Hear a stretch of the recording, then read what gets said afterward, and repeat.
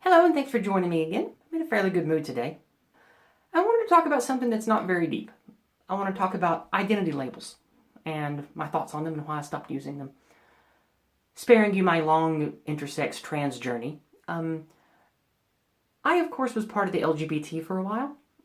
Maybe I still am, arguably, but for most of my youth and my teens, all the way up through all of my 20s and even some of my 30s, I was pretty heavily connected to LGBT communities on the East Coast and then eventually on the Southwest Coast in California and New Mexico.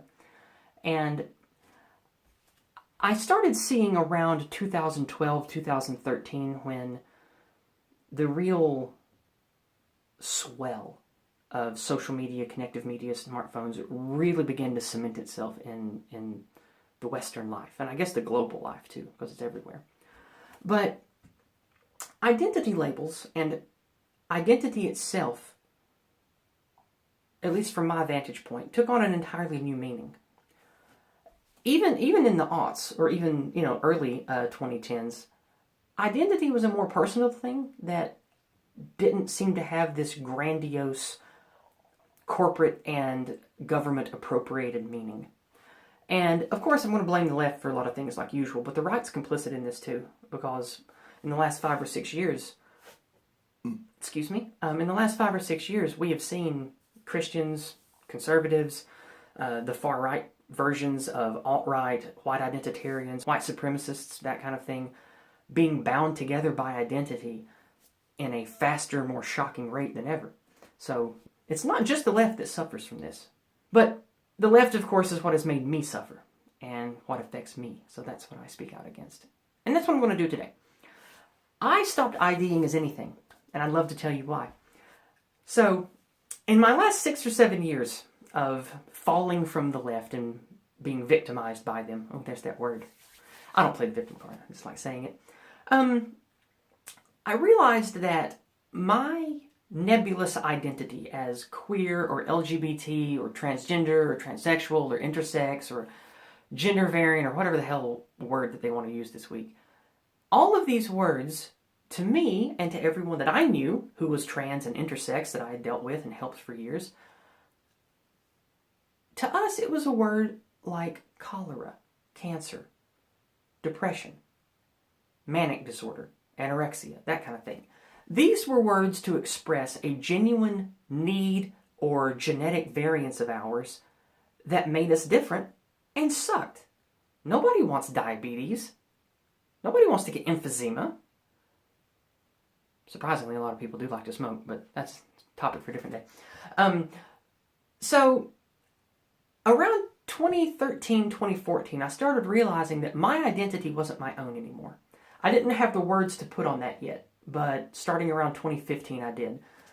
I realized that what we now call neo-Marxism, to use the JBP term, postmodern neo-Marxism, this conceptual intersectionality of non-science and sort of Marxist idea, it's become ever-present in corporations and social media, and it has completely riddled through leftist politics, especially in America and the UK. I can't speak about other places as much because I can't study everywhere, but in the UK and in America, it's definitely a problem. And my identity stopped being my own. Everything from purple-haired Tumblr zers that are 19-year-old activists out in front of colleges to high-profile Democrats. Everything from Obama to, even neolibs like Nancy Pelosi. They all play this identitarian politics game now. It comes out of their mouths all the time, like they don't even think about it. They talk about this community, that community, the trans this, the gay that, the black this. And it felt like all of these words, all of these little tags that you have to wear for an LGBT identity card, it's like none of them matter anymore because they are now in control of people who, here comes the postmodernism, who rewrite and reforge what all of these words mean and do not base it on what I would consider science. I mean, you have people like that jerk-off Matt, whatever, in Canada, talking about, there's the concept of there being biological sex is false. And it's like, maybe according to you, D-bag, but, or maybe I should say sea bag. But, according to who? You? A scientist of gender history? What the fuck does that even mean? It's like, these people have taken away even our disease words. Like, I don't want to identify as intersex or transgender or transsexual. To me, that's something I want to talk about with a doctor or a psychiatrist and get fixed. It's not something that I want to go to work and wear a button that says, look at me, I'm trans, or hey, guess what, I'm trigender, ask me about what it's like to be a unicorn with 8 dicks. Like, it just feels so wrong. Like, all of the identity words that have made me different, not in a fun way, but just made me different, made me what I am, these words have been taken from me and co-opted. And now they have a definitely left-aligned, usually far-left agenda tied to all these words. So, now we get to the fun part of the talk. So, starting about 3 years ago, I stopped identifying as anything. No gender pronouns, no nothing. And starting about a year and a half, 2 years ago, I even took all that off my social media profiles. I stopped telling people what gender I was. I just let them gender me or talk about me however they want. People that knew me, they'll know, that I'm intersex and trans and all that mess. But I stopped because I started arguing a lot with people and having this kind of debate, or trying to anyway, on social media, on YouTube, other places. And I started running into a problem of I was always getting co-opted into a team or a side of an argument based upon what they perceived me to be by pronouns and identification labels. So I decided to just take all that off the table and see what happened, and it has been glorious ever since, because one of the new thought crimes is assuming gender, right? And also assuming sex, but they don't say it that way, right? Because with these assholes that you have to argue with, right? To them, gender and sex means something different and weird between every one of them. There's this ever-present concept of there is no biological sex, and there's not just male and female and all this other stuff. Even though many biologists will tell you we are a sexually bimodal species, we are male or female, or we are some mutated amalgamation of the two. So, anyway, it's fun because I don't identify. And I notice what fun this is because I'll be in an argument. Someone will say, yeah, well, Yizz thinks this way, and of course she would because of blah, blah, blah. And they will assume that I'm AFAB, right? AFAB is assigned female at birth, which I was not. I'm male. And they will assume that. Well, I don't correct them. I don't say anything. And then somebody will say, no, Yizz is this, and they will assign other identity labels to me and argue for me, and they will assign meaning and motive to me, just like, postmodernists do. And it's fun to just sit back and watch, because the arguments that the people I try to argue with will have, they totally change based upon what ID labels I would stick on myself. And it's so amusing. And especially with the gender pronoun, this is great. This is totally great, because the most fun that I've had with dropping all the labels and identifying as anything is with gender pronouns, because these chuckle fucks that you argue with, they never want to assume gender, and it's like the greatest faux pas that leads to endless mea culpa if they use the wrong gender pronouns to somebody, right? Especially if they do it on purpose or kind of on purpose.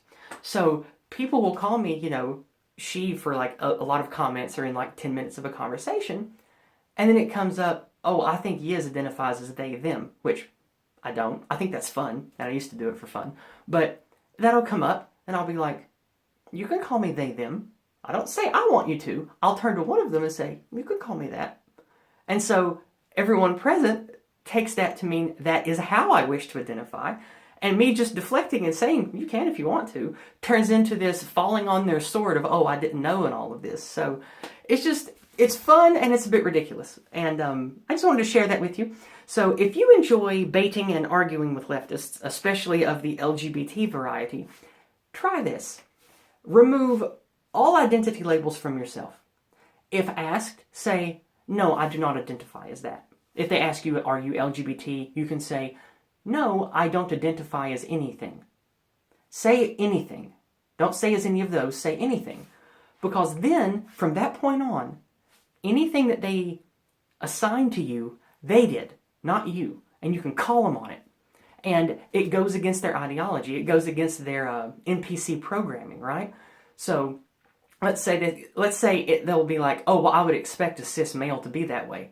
You can say, I didn't identify as a cis male. Are you assuming my sex? Are you assuming my gender? And it gives you just this excellent, playful, dickish trump card to play against them, and they can't win. They can't win against that. Because they either say, oh, well, you clearly are this, which means, uh-oh, oopsie, they ascribe to there is objective, non-subjective sex and gender traits. There is biology at play. There are things that determine and define what we are outside of our own thoughts and what we declare we are. Or it completely shuts them up, because then they're in a place where they have to assign identity to you to be able to attack you and rank you in the intersectional pyramid. So they lose both ways. They're either a dick and violate their own ideological code, or they don't do that and they can't put you anywhere in the pyramid, so they can't really attack you or rank you.